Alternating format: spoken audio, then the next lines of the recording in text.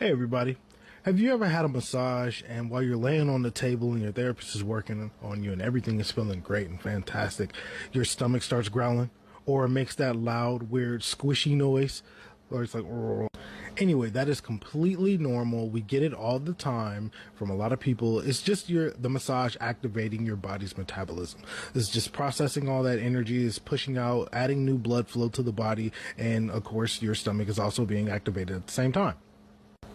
Every time that happens to me, my clients always apologize, like, "Oh, I'm so sorry, I'm so sorry." I'm like, it's completely normal. It's not like, you're farting on the table or something.